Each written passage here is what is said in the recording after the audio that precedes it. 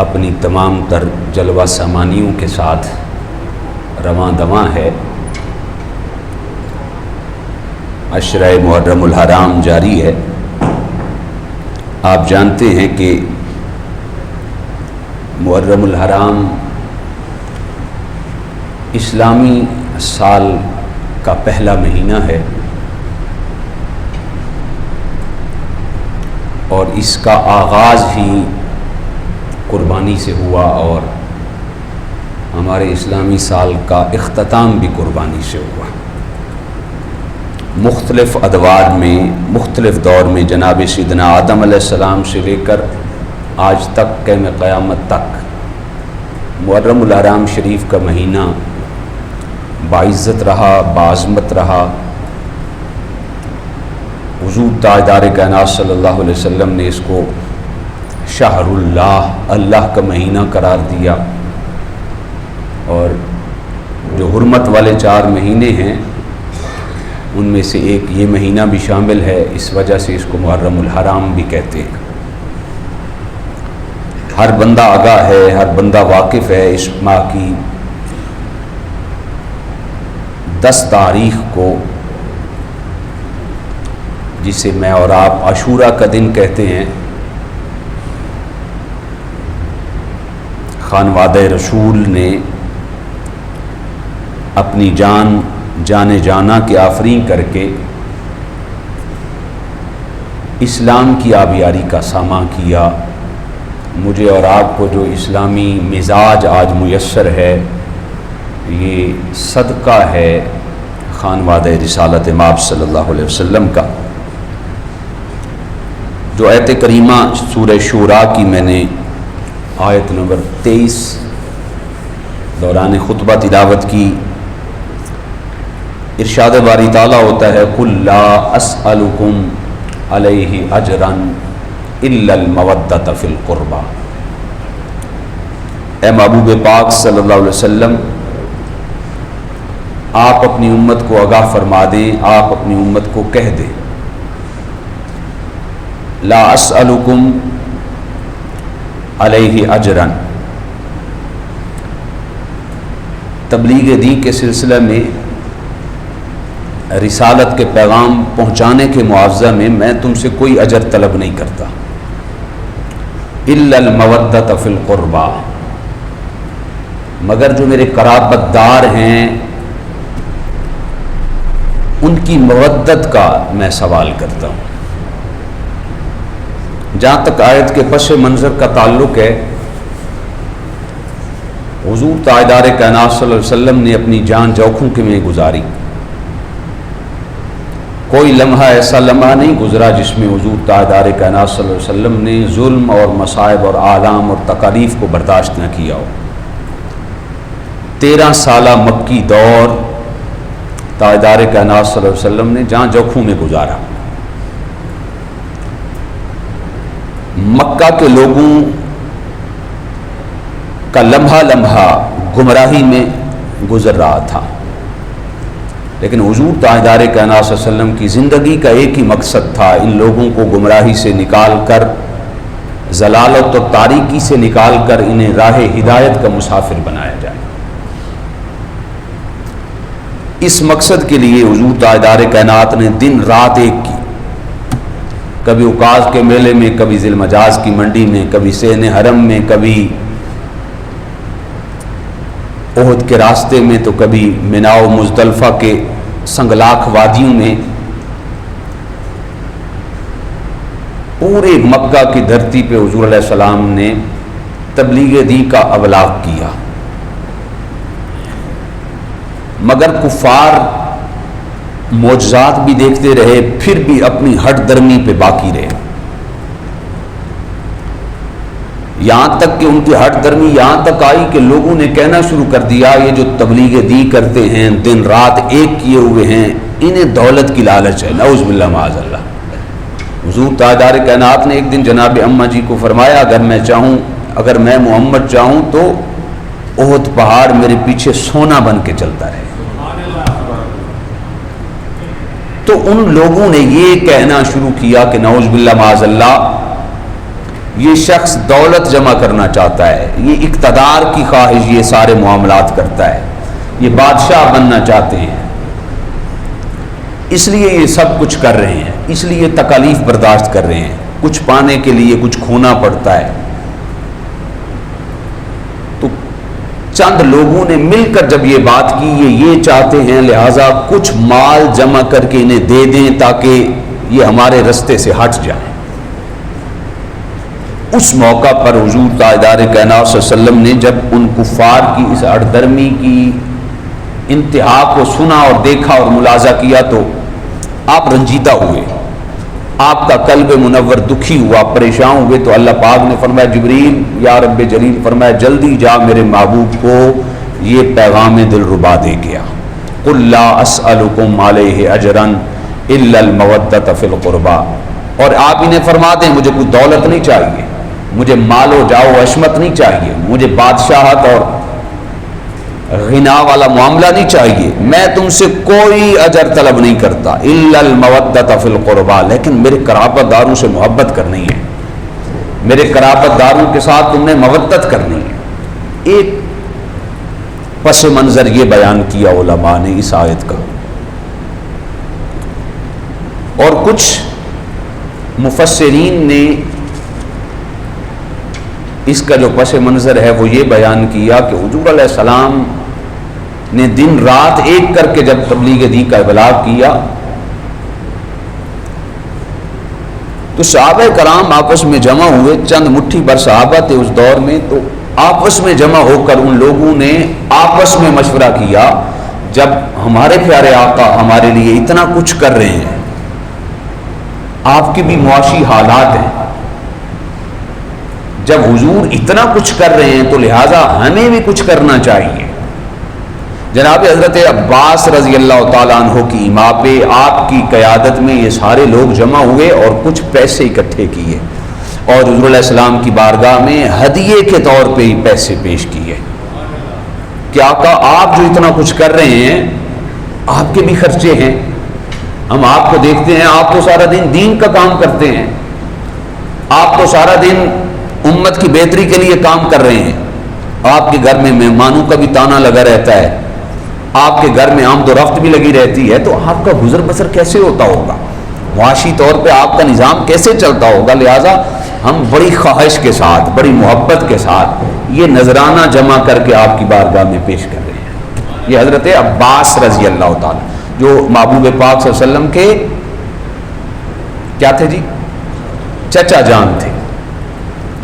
جب حضور علیہ السلام کی بارگاہ میں یہ سارا معاملہ پیش کیا گیا تو اس وقت جناب جبریل علیہ السلام حاضر خدمت ہوئے اور آ کے عرض کی یا رسول اللہ صلی اللہ علیہ وسلم، اللہ فرماتا ہے قل لا اسألکم علیہ اجرا الا المودۃ فی القربى، آپ ان کو فرما دیں مجھے مال نہیں چاہیے، مجھے دولت نہیں چاہیے، مجھے جاہ و عشمت نہیں چاہیے، میرا نظام میرا اللہ چلاتا ہے، تو لہذا آپ فرما دیں قل لا اسألکم علیہ اجرا الا المودۃ فی القربى، کہ میں صرف اور صرف تم سے اپنے قرابت داروں کی محبت و مودت کا سوال کرتا ہوں۔ سوال پیدا ہوتا ہے کہ اگر حضور تاجدار کائنات صلی اللہ علیہ وسلم کو حکم دیا گیا کہ آپ انہیں یہ فرما دیں، تو حضور علیہ السلام تبلیغ رسالت کے ذریعے ہم پر جو احسان فرما رہے ہیں، آپ نے ہم سے کوئی اجر اور کوئی معاوضہ طلب نہیں کیا سوائے اس بات کے کہ آپ اہل بیت اور قرابت داروں سے محبت کریں، تو کیا جب ہم اہل بیت سے محبت کریں گے تو وہ بدلہ نہیں ہو جائے گا، وہ اجر نہیں ہو جائے گا، وہ معاوضہ نہیں ہو جائے گا؟ کیا خیال ہے؟ سوال تو ایک ذہن میں آتا ہے نا، جب حضور کچھ نہیں لینا چاہتے تھے تو پھر اپنے قرابت داروں کی محبت کا سوال کیوں کیا؟ یہ تو بدلہ ہو جائے گا، یہ تو معاوضہ ہو جائے گا۔ تو علماء اس کا جواب دیتے ہیں یہ جو قرابت داروں کی محبت اور مودت کا حضور تاجدار کائنات صلی اللہ علیہ وسلم نے سوال کیا، یہ حضور تاجدار کائنات صلی اللہ علیہ وسلم کی ضرورت نہیں ہے، یہ بھی حضور کا کرم بالائے کرم احسان در احسان ہے کہ حضور ہمارا بھلا چاہتے تھے، حضور علیہ السلام کو اپنے قرابت داروں کی محبت کی ضرورت نہیں ہے، بلکہ یہ امت کی ضرورت ہے کہ امت اپنی بگڑی ہوئی سنوارے اور قرابت داروں سے محبت کر کے اپنے لیے جنت کا ساما کر لے۔ اس کی تائید و نصرت بے شمار حدیث پاک سے ہوتی ہے۔ اللہ اکبر۔ اب سوال پیدا ہوتا ہے کہ حضور علیہ السلام نے تو قرابت داروں سے محبت کا سوال کیا، تو یہ فتنوں کا دور چل رہا ہے، یہاں پہ تو بدقسمتی سے ایک اینٹ اٹھائیں تو نیچے سے 2 مبلغ اور 2 سکالر ملتے ہیں۔ یوٹیوب اور فیس بک اور ٹویٹر اور پتہ نہیں ٹک ٹاک نے کیا عقائد کی گمراہیاں پھیلا رکھی ہیں۔ آیا حضور علیہ السلام نے تاجدار انس و جاں صلی اللہ علیہ وسلم نے جو قرابت داروں کی محبت کو بیان کیا، وہ قرابت دار ہیں کون؟ بدقسمتی سے آج کے اس دور میں جس طرح ہماری تاریخ کو نظر انداز کیا گیا، آج کے اس دور میں بھی وہ کام رکا نہیں، وہ پوری لات و لال کے ساتھ جاری ہے۔ اس کی وجہ یہ ہے کہ ہمارا بیٹھنا اٹھنا ایسے لوگوں کے ساتھ ہے جو فکر کے کمزور ہیں، جو ذہنیت کے کمزور ہیں، مادیت پرست ہیں۔ انہوں نے فقط ذہن کے اندر یہی بٹھا رکھا ہے کہ قرابت داروں سے مراد صرف اور صرف 5 تن ہیں۔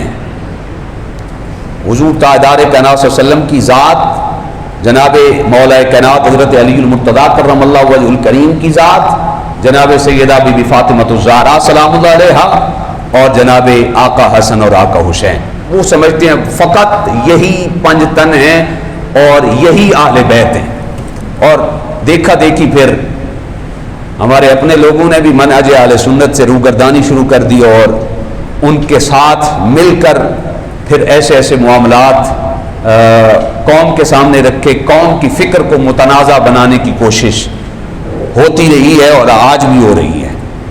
جو جمہور علماء اہل سنت کا موقف ہے، اور یہی موقف ہی صحیح اہل سنت و جماعت کا موقف ہے کہ اہل بیت کا معنی ہوتا ہے گھر والے۔ اہل سنت و جماعت کے نزدیک حضور امام الانبیاء سرور دو عالم صلی اللہ علیہ وسلم کے وہ تمام اہل خانہ جن پر زکوٰۃ حرام ہے وہ اہل بیت میں شامل ہے۔ علماء نے اس کی 3 قسمیں بیان کی اہل بیت کی، جو اصول اور علم الکلام میں ہماری فکر اور ہمارے عقائد کو بیان کیا گیا، وہ یہ ہے کہ اہل بیت کی 3 قسمیں ہیں۔ ایک کو ہم اہل بیت نسبی کہتے ہیں، اور ایک کو اہل بیت سکنا کہتے ہیں، اور تیسری ہے اہل بیت ولادت۔ یہ باتیں آپ کے ذہن میں ہونی چاہیے۔ وہ رٹی رٹائی اور فضائل والی تقریریں مجھے بڑی اچھی طریقے سے آتی ہیں، اور اس پورے علاقے کے اندر میں یہ نہیں کہ میں اپنے آپ کو یہ کر لوں وہ کر لوں، نہیں، فضائل میں تقریر بمبارڈ قسم کی ہو سکتی ہے اور ہر لحاظ سے ہو سکتی ہے، اور لوگ روئیں گے بھی صحیح، واہ واہ بھی کریں گے، سب کچھ کریں گے، لیکن کل قیامت کے دن مجھ سے یہ بھی پوچھا جانا ہے ممبر پہ بیٹھ کے تم نے لوگوں کی اصلاح بھی کی تھی کہ نہیں کی تھی؟ یہ جو قافلہ لٹ گیا تم کہاں تھے؟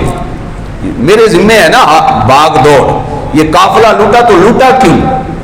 تو یہ ضروری ہوتا ہے کہ ایک آدھ فضائل پر جمعہ پڑھا لیا جائے اور آپ کے ذوق کی تشنگی بھی ہو جائے، اور کبھی کبھار میں اپنے ذوق کی تشنگی بھی کر لوں۔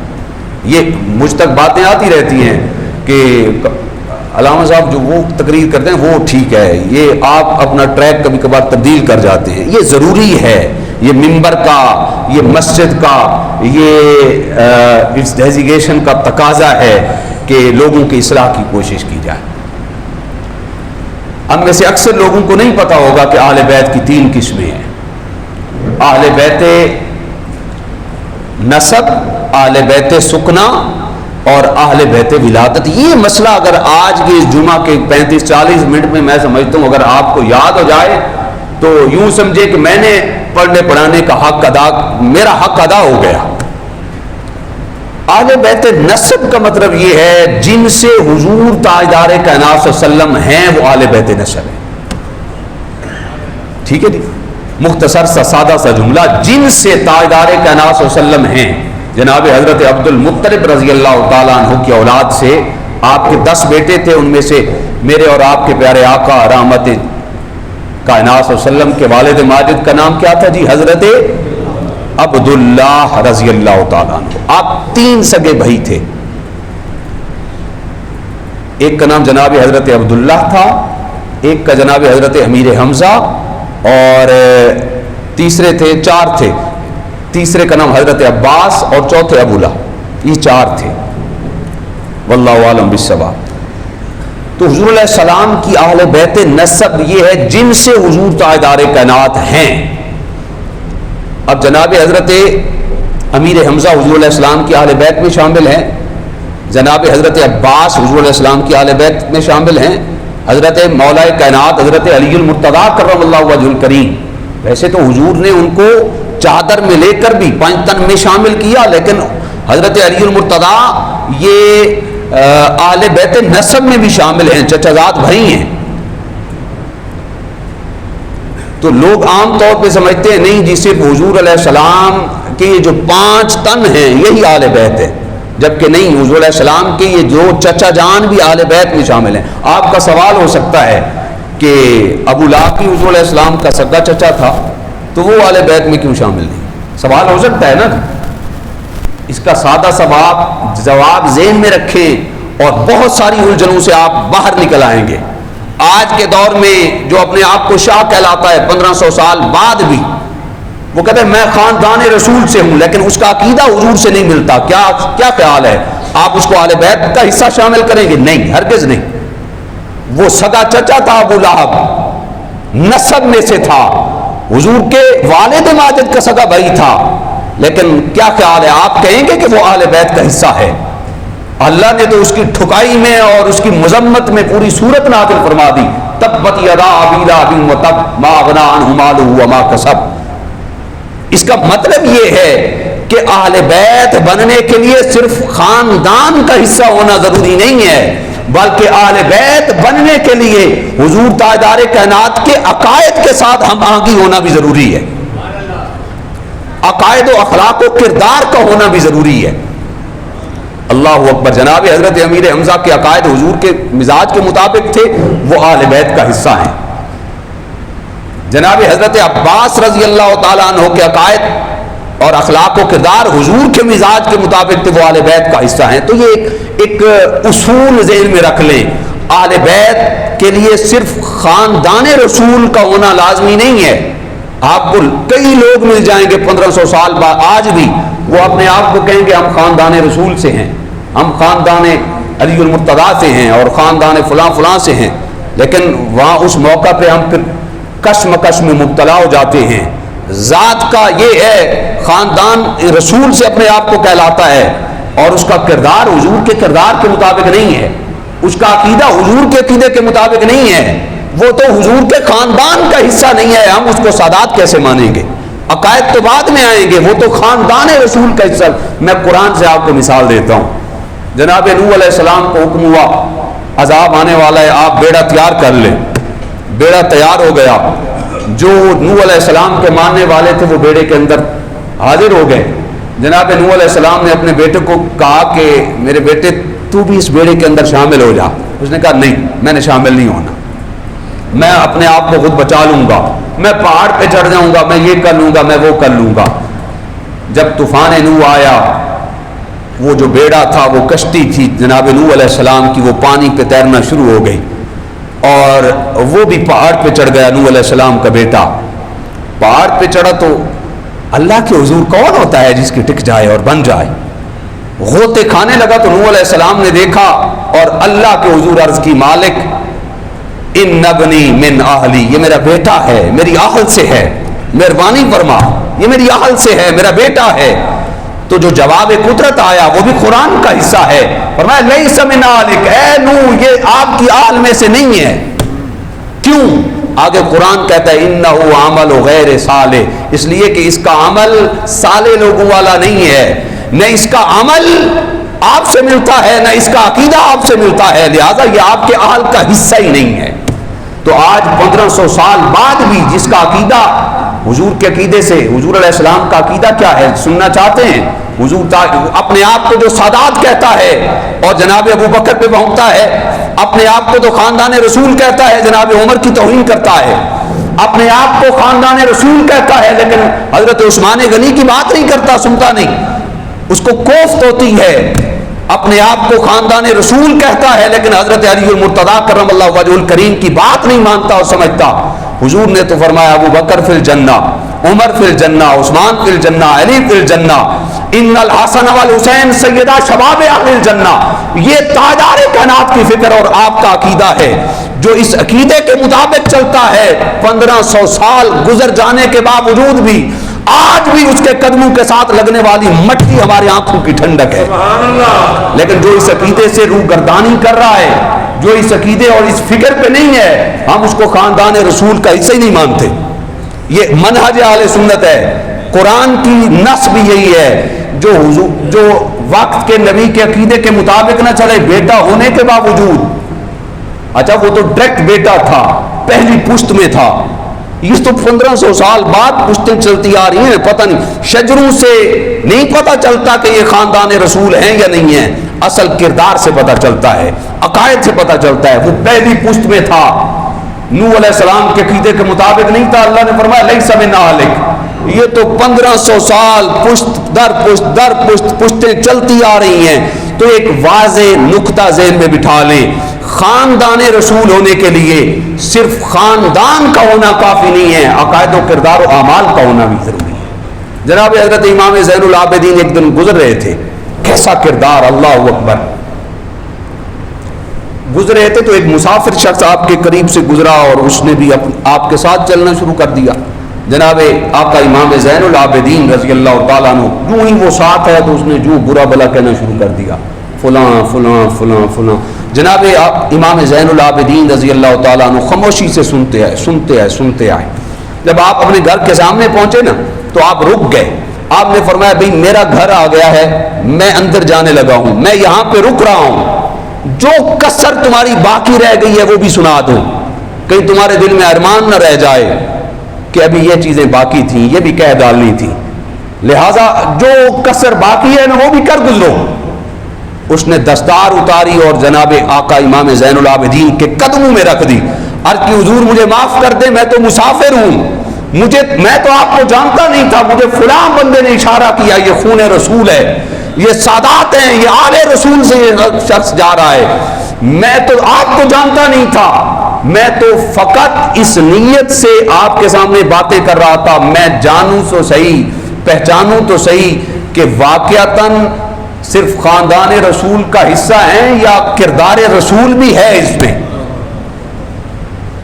اور میں اس بات پہ پہنچا ہوں اور اس نظریے اور عقیدے پہ پہنچا ہوں اور میں حتی الامکان اور شہادت دیتا ہوں واقعتاً آپ خاندان رسول کا حصہ ہیں اور آپ ہی سے کردار رسول آگے بڑھ رہا ہے. تو سید ایسے ہوتے ہیں جو کردار کے سید ہوں، کردار کے پاکیزہ ہوں، عقائد کے پاکیزہ ہوں. تو آل بیت کی 3 قسمیں ہیں. پہلی قسم آل بیت نسب، جن سے حضور تاجدار کائنات آئے، وہ بھی آل پاک کا حصہ ہیں، آل بیت کا حصہ ہیں. نمبر 2 ہے اہل بیت سکنا، جنہوں نے حضور تاجدار کائنات صلی اللہ علیہ وسلم کے گھر میں سکونت اختیار کی. وہ بیٹی تو ابو بکر کی تھی لیکن حضور تاجدار کائنات کی آنکھوں کی ٹھنڈک بن گئی، وہ اہل بیت کا حصہ بن گئی. وہ بیٹی تو جناب مولا حضرت عمر فاروق رضی اللہ تعالیٰ عنہ کی تھی لیکن تاجدار کائنات صلی اللہ علیہ وسلم کے گھر میں سکونت ہو گئی، وہ بھی اہل بیت کا حصہ بن گئی. وہ بیٹی تو ابو سفیان کی تھی جناب حضرت اما حفصہ، لیکن تاجدار کائنات کے گھر میں آ گئی، وہ بھی اہل بیت کا حصہ بن گئی. اور پھر ان کا مقام اور ان کی شان کیا ہے؟ النبی اولی بالمؤمنین من انفسہم وازواجہ امہاتہم. اللہ فرماتا ہے کہ جو نبی علیہ السلام ہیں یہ مسلمانوں سے ان کی جانوں سے بھی زیادہ قریب ہیں. وازواجہ امہاتہم، اور آپ کی جو ازواج ہیں وہ مسلمانوں کی ایمانی اور روحانی مائیں ہیں. آج مجھے اور آپ کو کس نے بتایا یہ میری ماں ہے؟ جب انسان پیدا ہوتا ہے تو باپ بتاتا ہے، خاندان کے بڑے بتاتے ہیں، پھوپھیاں بتاتی ہیں، بڑے بہن بھائی بتاتے ہیں، اور پھر ایسا اٹریکشن ہوتے 2-3 سال بعد پتہ چلتا ہے کہ واقعتاً یہ میری ماں ہے. مجھے میرا باپ بتائے یہ تیری ماں ہے، میرے رشتہ دار بتائیں یہ میری ماں ہے. تو میں اس کی توہین برداشت نہیں کر سکتا. جو اپنے آپ کو آج کے اس دور میں سید کہلائے اور پھر جناب ام عائشہ صدیقہ کی توہین کرے, ہم کیسے برداشت کر لیں؟ اللہ اکبر. حضور علیہ السلام کے گھر میں جنہوں نے سکونت اختیار کی وہ اہل بیت, وہ ازواجہم امہاتہم کے تحت وہ مسلمانوں کی ایمانی روحانی مائیں ہیں, اور اللہ نے انہیں اہل بیت میں شامل کیا ہے. میں اور آپ کون ہوتے ہیں انہیں اہل بیت سے نکالنے والے؟ یہ اہل بیت سکنا ہے. اور تیسری اہل بیت کی قسم ہے اہل بیت ولادت, یعنی جن کا تولد حضور تاجدار کائنات صلی اللہ علیہ وسلم سے ہوا, ولادت ہوئی. وہ جناب حضور تاجدار کائنات صلی اللہ علیہ وسلم کی 7 اولادیں ہیں. کتنی؟ 7 اولادیں. تاجدار کائنات صلی اللہ علیہ وسلم کی 4 شہزادیاں ہیں اور 3 شہزادے ہیں. حضرت جناب سیدنا قاسم رضی اللہ تعالیٰ عنہ, دوسرے نمبر پر جناب حضرت سیدنا عبداللہ جنہیں طیب و طاہر بھی کہتے ہیں, اور تیسرے جناب حضرت سیدنا ابراہیم. یہ 3 شہزادے اور 4 بیٹیاں حضور تاجدار کائنات صلی اللہ علیہ وسلم کی, جناب حضرت سیدہ زینب, جناب حضرت سیدہ رقیہ, جناب سیدہ ام کلثوم اور جناب حضرت سیدہ بی بی فاطمہ الزہرا. جناب حضرت زینب کی بھی اولاد تھی, وہ بھی اہل بیت کا حصہ ہے. مشہور نہیں ہے تو اس کا مطلب یہ ہرگز نہیں ہے کہ تھی نہیں. جناب حضرت زینب کی اولاد وہ بھی اہل بیت کا حصہ ہے. جناب حضرت فاطمہ الزہرا سلام اللہ علیہا سے آگے پھر آپ کے 3 بیٹے تھے, مشہور 2 ہیں لیکن 3 تھے. ایک جناب آپ کا امام حسن, جناب آپ کا امام حسین, اور تیسرے تھے جناب حضرت محسن, فوت ہو گئے تھے پہلے. تو ان سے پھر آگے خاندان رسول چلا. تو حضور تاجدار کائنات نے اس دور میں جب لوگ ذہنی فکر میں مبتلا تھے, کوئی کہتا تھا محمد اقتدار چاہتے ہیں, نعوذ باللہ معاذ اللہ, بادشاہ بننا چاہتے ہیں, کوئی کہتا کہ انہیں پیسوں کی ضرورت ہے, انہیں جاہ و عشمت کی ضرورت ہے. لوگوں نے کہا انہیں پیسے دے دیں تاکہ ہمارے رستے میں نہ آئیں, اور پھر صحابہ نے اپنی محبت میں حضور کی بارگاہ میں نذرانہ پیش کیا. تو اس وقت اعلان خدا بندی ہوا, قل لا اسألکم علیہ اجرا الا المودۃ فی القربى, کہ اے پیارے محبوب آپ انہیں فرما دیں تبلیغ دی کے سلسلہ میں جو میں نے مشقتیں اٹھائیں, جو تکالیف اٹھائیں, اس کے بدلے میں مجھے اور کچھ نہیں چاہیے. الا المودۃ فی القربى, ہاں فقط قرابت داروں کی محبت چاہتا ہوں. اور یہ بھی امت کی اپنی بہتری کے لیے تھا, حضور کو اس کی ضرورت نہیں تھی. امت کی بہتری کس لیے تھی؟ حضور تاجدار کائنات نے ارشاد فرمایا, جناب ابو ذر غفاری روایت کریں, المستدرک علی الصحیحین کی روایت ہے اور حدیث نمبر 4770 ہے. جناب حضرت ابو ذر غفاری فرماتے ہیں خانہ کعبہ کے دروازے کے پاس آپ کھڑے تھے جناب حضرت ابو ذر, اور لوگوں کو آواز دے کے کہہ رہے تھے, لوگوں مجھے پہچانتے ہو میں کون ہوں؟ جو پہچانتا ہے وہ پہچانتا ہے, جو نہیں پہچانتا وہ مجھے پہچان لے, میں صحابی رسول ہوں. اور پھر کہا کہ میں نے رسول خدا رسول کائنات صلی اللہ علیہ وسلم سے سنا, آپ صلی اللہ علیہ وسلم نے فرمایا مثل اہل بیتی فیکم مثل سفینۃ نوح من قومہ من راکبہا نجا ومن تخلف عنہا غرق. جناب حضرت ابو ذر غفاری فرماتے میں نے رسالت امام صلی اللہ علیہ وسلم کو یہ فرماتے ہوئے سنا کہ حضور علیہ السلام نے فرمایا میری اہل بیت کی مثال وہ سفینہ نوح کی طرح ہے, کشتی نوح کی طرح ہے. جو اس میں سوار ہو گیا وہ نجات پا گیا, اور جو اس سے پیچھے رہ گیا وہ غرق ہو گیا, تباہ و برباد ہو گیا. اللہ اکبر. اہل بیت کو کشتی نوح سے اس لیے تشبیہ دی گئی کہ جو بھی کشتی نوح پر سوار ہو گیا تھا وہ غرق ہونے سے بچ گیا تھا. طوفان جب آیا تو سگا بیٹا سوار نہیں ہوا, تباہ و برباد اور غرق ہو گیا, لیکن جو ماننے والے سوار ہو گئے وہ بچ گئے تھے. اللہ اکبر. یہی بات اہل بیت نبوت کے متعلق ہے. جو بھی ان کی اقتداء میں آئے گا, ان کی پیروی کرے گا, ضلالت و گمراہی اور عذاب جہنم سے نجات پا جائے گا, اور جو بھی ان سے دوری اختیار کرے گا, ان کی ہدایت کی کشتی پر سوار نہیں ہوگا, وہ بندہ تباہ و برباد اور جہنم کے آخری طبقے میں غرق ہوگا. اللہ اکبر. پھر حضور تاجدار کائنات نے یہ بھی ارشاد فرمایا, مستدرک علی الصحیحین کی روایت ہے اور حدیث نمبر 3717 ہے. حضور تاجدار کائنات نے ارشاد فرمایا النجوم امان لاہل السماء. آقا کائنات نے فرمایا ستارے آسمان والوں کے لیے امان ہیں, جب وہ چلے جائیں گے لآل السما فإذا ذهبت أتاها ما يوعدون، جب یہ ستارے چلے جائیں گے پھر وہ آ جائے گی جس کا ان سے وعدہ کیا گیا. جب ستارے چلے جائیں گے، ستارے ہیں تو ان کے لیے امان ہے، حفاظت ہے. جب ستارے چلے جائیں گے پھر وہ آ جائے گی جن کا ان سے وعدہ کیا گیا، یعنی قیامت کا وعدہ کیا گیا.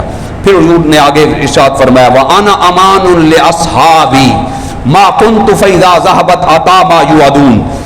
اسی لیے اسی طرح جس طرح ستارے آسمان والوں کے لیے امان ہیں، جب وہ چلے جائیں گے جن کا وعدہ کیا گیا پھر وہ آ جائے گی، اسی طرح حضور علیہ السلام نے فرمایا صحابہ کے لیے میں امان ہوں. جب میں چلا جاؤں گا پھر ان کے پاس وہ آئے گا، وہ چیز آ جائے گی جس کا ان سے وعدہ کیا گیا. آگے حضور علیہ السلام نے فرمایا وَأَهْلُ بَيْتِي أَمَانٌ لِأُمَّتِي فَإِذَا ذَهَبَ أَهْلَ بَيْتِي أَتَاهُم مَّا يُوعَدُونَ. فرمایا میرے اہل بیت میری امت کے لیے امان ہے. میری امت آج محفوظ اس وجہ سے ہے کہ میری اہل بیت یہاں پہ موجود ہے. اگر اہل بیت چلی گئی پھر وہ آ جائے گی جس کا ان سے وعدہ کیا گیا، یعنی قیامت آ جائے گی. اللہ اکبر. اسی طرح جناب حضرت عبداللہ بن عباس کہتے ہیں رسول کائنات نے ارشاد فرمایا، جامع ترمذی ہے، حدیث نمبر 3779 ہے. حضور علیہ السلام نے فرمایا احب اللہ لما یغزوکم من نعمہ واحبونی بحب اللہ واحبوا اہل بیتی بحبی. فرمایا اللہ سے اس لیے محبت کیا کرو، وہ تمہیں نعمتیں دیتا ہے، وہ تمہیں رزق مہیا کرتا ہے، طرح طرح کی نعمتیں عطا کرتا ہے. اور پھر حضور علیہ السلام نے فرمایا اللہ کی محبت کی وجہ سے پھر مجھ سے محبت کیا کرو، میں اللہ کا محبوب ہوں، میں امام الانبیاء ہوں، سرور دو عالم ہوں. اللہ سے محبت اللہ کی عطاؤں اور نعمتوں کی وجہ سے کرو، پھر مجھ سے محبت کرو کیونکہ میں اللہ کا محبوب ہوں. اور پھر حضور تاجدار کائنات نے فرمایا وَأَحِبُّوا أَهْلَ بَيْتِي بِحُبِّي. پھر حضور علیہ السلام نے فرمایا کہ میری اہل بیت سے محبت وہ میری وجہ سے کرو کیونکہ وہ میری اہل بیت ہیں، میرے جسم کا حصہ ہیں، میرے جگر کا ٹکڑا ہیں. اللہ اکبر. حضور تاجدار کائنات صلی اللہ علیہ وسلم نے خطبہ حجۃ الوداع سے واپسی پر مقام جحفہ پر ایک جگہ تھی جس کا نام غدیر خم تھا، ایک تالاب تھا. میں اس جانب نہیں جانا چاہتا، میں جو میرا ٹاپک ہے اہل بیت کے حوالے سے فضیلت وہ بیان کر رہا ہوں. حضور تاجدار کائنات صلی اللہ علیہ وسلم نے اس موقع پر غدیر خم والی جگہ پر، اس کا پس منظر کچھ اور ہے، آج جو لوگوں نے سمجھا ہوا ہے وہ کچھ اور ہے، لیکن جناب حضرت مولا کائنات حضرت علی المرتضیٰ کرم اللہ وجہ الکریم کی شانوں کا کیا کہنا. آپ کی فضیلت بہرحال فضیلت ہے. آپ کو اس موقع پر حضور تاجدار کائنات نے ہاتھ بلند کر کے کہا من کنت مولا فعلی مولا، جس کا میں مولا اس کا علی مولا. ایک اس کے پس منظر میں کچھ ایک واقعہ تھا، لیکن حضور تاجدار کائنات نے اس مقام پہ جو صحابہ کرام کو خطبہ دیا، اس خطبے کے اندر حضور تاجدار کائنات یہ آیت نازل ہو چکی تھی الیوم اکملت لکم دینکم واتممت علیکم نعمتی ورضیت لکم الاسلام دینا. اور پھر کچھ لوگوں کے اندر شکوک و شبہات تھے، وہ مصر کے بیت المال کے حوالے سے، وہ ایک ڈیٹیل کے ساتھ واقعہ ہے. اس موقع پر حضور تاجدار کائنات نے عوام کے جنب غفیر میں جو خطبہ ارشاد فرمایا، اس خطبے کے اندر دو چیزیں بڑی اہم تھیں. پہلی چیز جو حضور تاجدار کائنات نے ارشاد فرمایا اے میری بارگاہ میں حاضر ہونے والوں سن لو، میرا وقت قریب ہے، میں چلا جاؤں گا، لیکن انا تارک فیکم الثقلین، میں دو بھاری چیزیں تمہارے اندر چھوڑے جا رہا ہوں.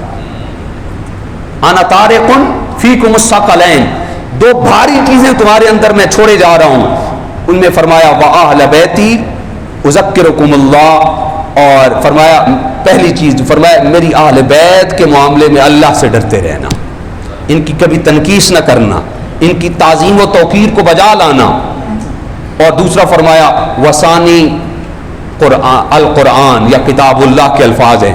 دوسری چیز جو میں تمہارے اندر بھاری چیز چھوڑے جا رہا ہوں وہ کتاب حکمت قرآن مجید ہے. ان دونوں چیزوں کا دامن تھام لو، تم کبھی بھی لن تضلوا ابدا، تم کبھی بھی ہرگز گمراہ نہیں ہو سکو گے. آج حضور نے تو فرما دیا تھا ان دو چیزوں کو تھام لو گمراہ نہیں ہو سکو گے، تو کیا خیال ہے آج کو گمراہی کیوں پھیلی ہے؟ جگہ جگہ پہ آج نئے سے نئے سیکٹ بن رہے ہیں، جگہ جگہ پہ دیکھیں 2-4 اینٹوں کی ہر بندے نے اپنی مسجد بنا رکھی ہے. حضور نے تو گواہی دی تھی اور حضور علیہ السلام نے کہا تھا کہ تم کبھی بھی گمراہ نہیں ہو سکو گے. اگر آل پاک کا دامن تھام لو اور قرآن کا دامن تھام لو، پھر ہم گمراہ کیوں ہوئے؟ اس کی وجہ یہ ہے کہ ہم نے آل پاک کا دامن تھاما ہے تو اپنے مقصد کی وجہ سے تھاما ہے، ہم نے قرآن کا دامن تھاما ہے تو اپنے مقصد کی وجہ سے تھاما ہے۔ ہم اپنی ضرورت کے تحت آل پاک کو مان لیتے ہیں، ضرورت پڑنے پر بات ختم۔ قرآن ضرورت پڑنے پر ہم یاسین کی تلاوت بھی کرا لیتے ہیں، ضرورت پڑنے پر ہم بچوں کو مدرسے سے بلا کے ختم شریف تلاوت کرا لیا، لیکن آیا ہم میں سے کوئی ہے ایسا بندہ جو روزانہ ایک ذمہ داری کے ساتھ قرآن مجید کی تلاوت کرتا ہو؟ ہے ہم میں سے ایسا بندہ جو بڑی محبت و الفت کے ساتھ، جس محبت اور الفت کا حضور نے یہاں پہ سوال کیا الا المودۃ فی القربا، اس کے ساتھ آل پاک سے محبت کرتا ہو؟ گمراہی اس وجہ سے پھیلی، حضور نے تو گارنٹی دی تھی کہ یہ انا تارک فیکم الثقلین، تم گمراہ تب تک نہیں ہو سکو گے جب تمہارے ایک ہاتھ میں اہل بیت نبوت کا دامن ہوگا اور دوسرے ہاتھ میں قرآن مجید کا دامن ہوگا۔ بدقسمتی سے آج کسی ایک فرقہ میں کسی نے آل پاک کو لے لیا تو قرآن کو چھوڑ دیا، کسی نے قرآن کو لیا تو آل پاک کو چھوڑ لیا۔ آپ مبارکباد کے مستحق ہیں اور الحمدللہ ہم مبارکباد کے مستحق ہیں، ہمارے ایک ہاتھ میں آل بیت نبوت کی محبت کا دامن ہے تو دوسرے ہاتھ میں قرآن مجید کی محبت کا دامن ہے۔ اور کامیاب بندہ وہی ہے جو اسی مشرب پہ ہمیشہ اپنے آپ کو کاربند رکھے۔ نہ آل بیت قرآن سے جدا ہے، نہ قرآن آل بیت نبوت سے جدا ہے۔ آپ کو اگر یقین نہیں آتا تو دیکھ لیں، میدان کربلا ہے، 72 نفوس قدسیہ قربان کر دیے، 72 نفوس، کہنا آسان ہے، کر گزرنا مشکل ہے۔ جو مصائب اور آلام گزرے اگر ان کو سوچ لیا جائے تو بندے کا پتا ویسے پانی کا پانی ہو جائے، لیکن آقا حسین کر گزرے۔ علی اکبر قربان کیا، علی اصغر قربان کیا، اون محمد و قاسم قربان کیے، حتیٰ کہ مولا عباس کے بازو تک کٹا دیے، قربان کر دیے۔ سب کچھ قربان کرنے کے بعد اپنے آپ کو اللہ کے حضور حاضر کیا، ظہر کی نماز کا ٹائم تھا، سر سجدے میں رکھا اور عرض کی مالک حسین نے بڑا سفر کر لیا، مدینہ سے چلا مکہ پہنچا، مکہ سے چل کر پھر کوفے پہنچا، کوفہ سے چل کر پھر میدان نینوا میں پہنچا، اکبر کو قربان کیا، اصغر کو قربان کیا۔ مالک یہ ساری قربانیاں دینے کے بعد حسین تجھ سے راضی ہے، اب ذرا تو ہی بتا تو بھی حسین سے راضی ہے کہ نہیں ہے؟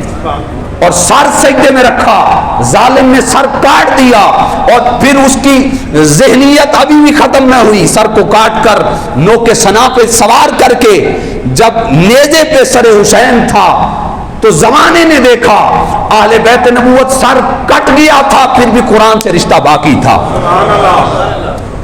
اور زمانے آقا حسین سے قرآن کی تلاوت کی آواز آ رہی تھی، اور آقا حسین اس وقت اپنے ملنگوں کو اور اپنے ماننے والوں اور جاننے والوں کو یہ واضح پیغام دے رہے تھے، میلے کپڑے پہننے کا نام غلامی حسین نہیں ہے، 4 دن اور 6 دن اور 10 مہینے اور جناب والا 6 ماہ نہ نہانے کا نام حسینیت نہیں ہے، بلکہ اصل حسینیت تو یہ ہے انسان کا سجدہ قضا نہ ہو، اصل حسینیت تو یہ ہے انسان کی جتنی مرضی مصائب اور آلام آ جائیں انسان کی تلاوت کا خسارہ نہ ہو۔